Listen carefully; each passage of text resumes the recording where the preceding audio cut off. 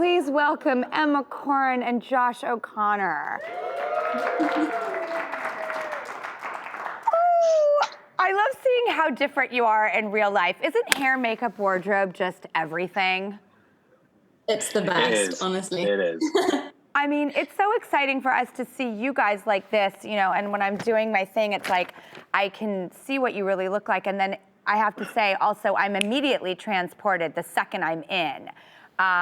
And I too, as an actor, it's like it changes your body language when you put on the clothes, and everybody's marveling at these side-by-sides of how impeccably right that you got it.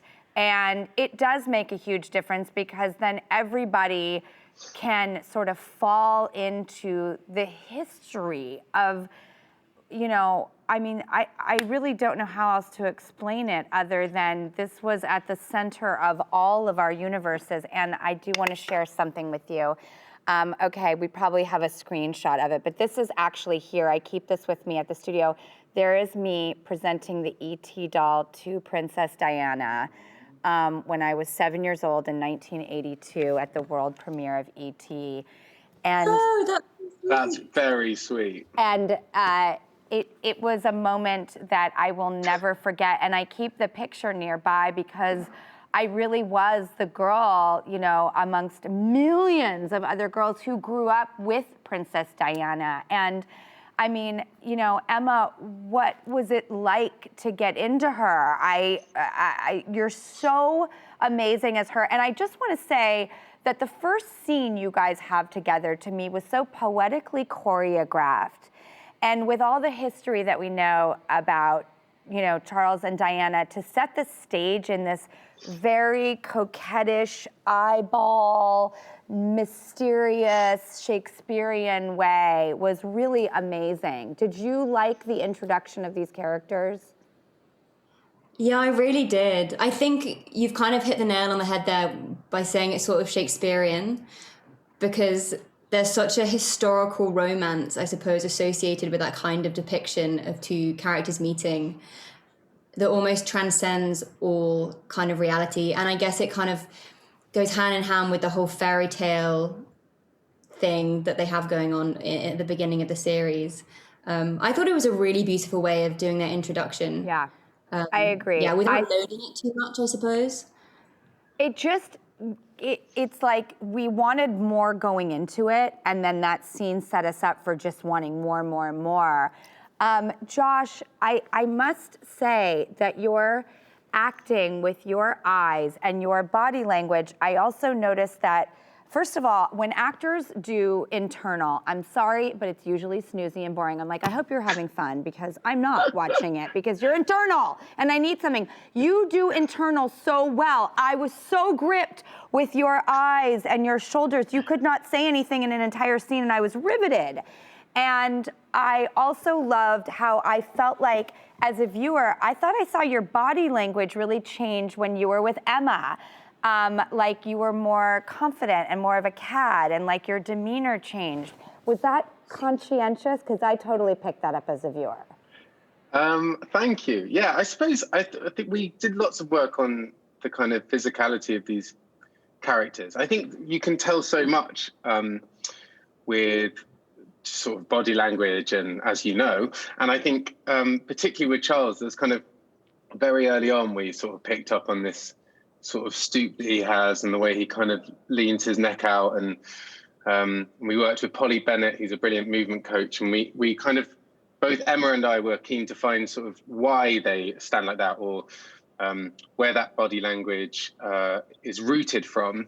And so, you know, as we went through the series, we had this sort of like ongoing joke about just how far Charles does stoop, and that as the pressure of the world gets more, he just sort of ends up like a hunchback, really. I mean, it was quite intense. And you, in your own life, I heard a story about a little date where you showed up, it wasn't so smooth. Yeah, I mean, this is quite a long time ago, Drew. So let's just start with that. Way in the rearview mirror. Yeah, just like I said, this isn't a recent occurrence. But I did take, I was maybe like 13, 14, and I did take a girl It was on a double date, and my mum had given me not very much money, so I only had enough money to take us to the cinema. And we went to the cinema, and then it was Easter, and afterwards the other guy was like, let's go and get these girls some eggs, like chocolate eggs. And we went to the chocolate shop, and he got this beautiful egg with the girl's name sort of printed, you know, with like beautiful chocolate writing. And I got a small egg and then realized I had no money, and so she had to buy her own, which was less than brilliant. You know, you could just tell her, listen, I'm going to be playing Prince Charles in my future, so don't worry about the size of the egg.